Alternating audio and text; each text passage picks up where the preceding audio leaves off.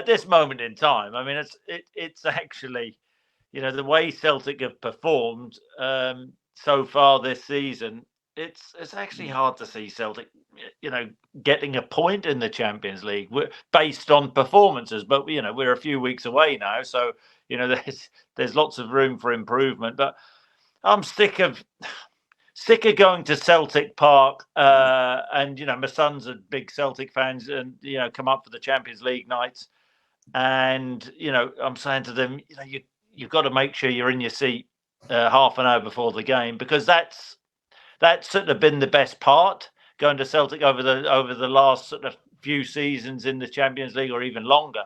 Before the game, when the game starts, it's a normally been a disappointment. I've got to say, last season I did enjoy Celtic and Ange Postecoglou and the way they played against Real Madrid, and I thought Ange Postecoglou was a little bit unlucky, in the Champions League. You called him lucky. Oh, there we go. Unlucky. Michael Beale. I got you on the phone to you.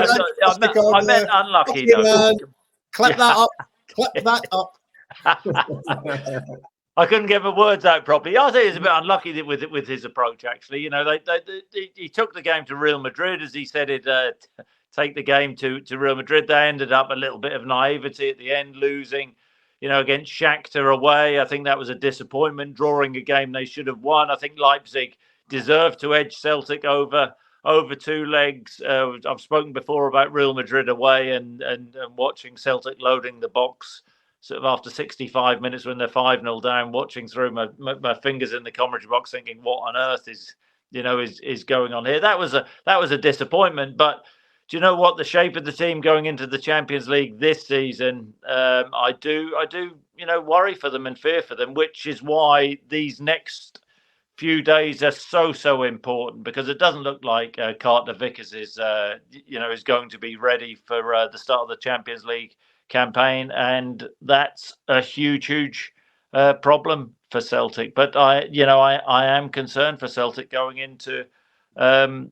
this season's competition, and to think a few weeks ago, or when Brendan arrived, talk about that next step. And I mean, you boys will know this better than me, Brendan being given a war chest, which I don't know. I mean, I think you guys, I don't know whether you wrote it, but that I think that was the sort of common perception, that Brendan would be given a war chest and a chance to compete in the Champions League. And Celtic have got a job on in the Scottish Premiership this season, making sure they come out top dogs by the look of the way they've played over the first few games this season.